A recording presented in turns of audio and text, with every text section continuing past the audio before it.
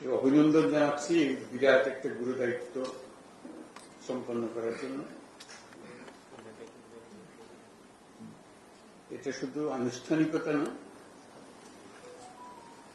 এটা একটা ঐতিহাসিক মুহূর্ত। এটা বহু রকমের রিপোর্ট হয়, কমিটি হয়, রিপোর্ট আসি, গ্রহণ করি, আনুষ্ঠানিকতা পালন করি। আজকের যে আনুষ্ঠানিকতা সেটা তার বহু ঊর্ধ্বে।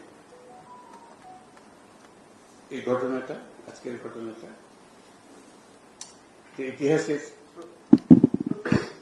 ইতিহাসের অংশ হয়ে থাকে। কারণটা সবাই আমরা বুঝি কেন ইতিহাসের অংশ হবে। কারণ ইতিহাসের প্রবাহ থেকেই কমিশনগুলোর সৃষ্টি হয়েছে। একটা ধ্বংসপ্রাপ্ত জাতি,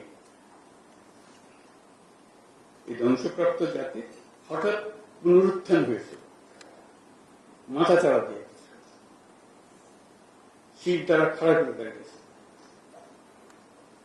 সেখান থেকে ইতিহাসের সৃষ্টি। আজকের এই অনুষ্ঠান সেই ইতিহাসের অংশ। এটা কোনো বিচ্ছিন্ন রিপোর্ট দেওয়ার বিষয় না। আমরা সেই ইতিহাসকে ধারণ করতে পারছি কিনা এবং সেটা সামনে নিয়ে যেতে পারছি কিনা, তার যে অঙ্গীকার ছিল, সেই ইতিহাসের যে অঙ্গীকার ছিল,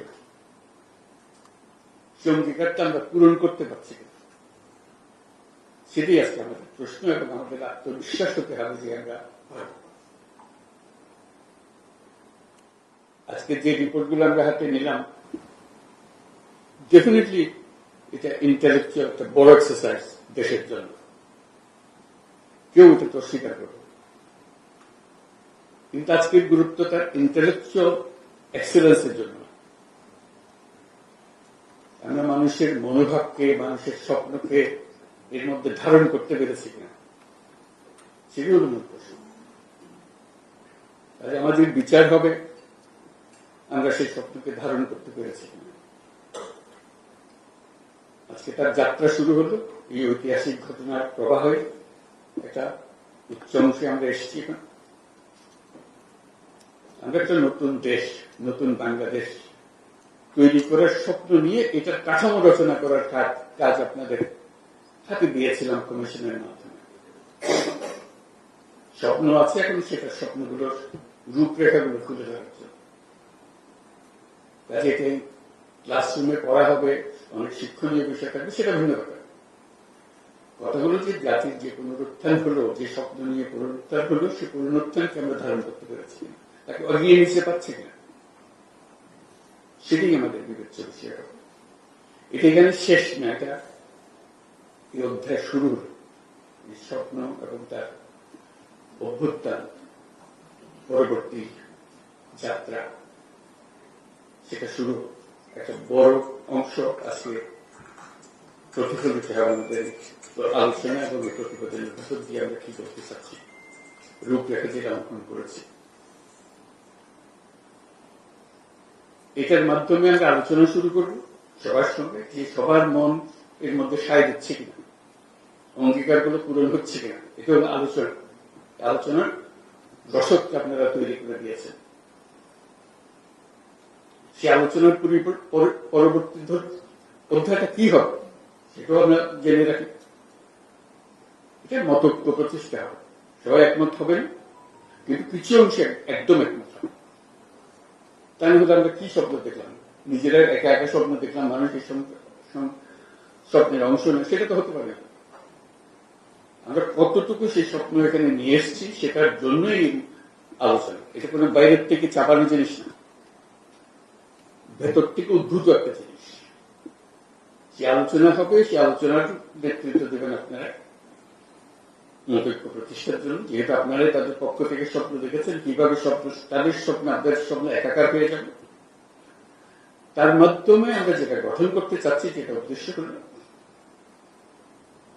এটা গণঅভ্যুত্থানের একটা চার্টার তৈরি হয়।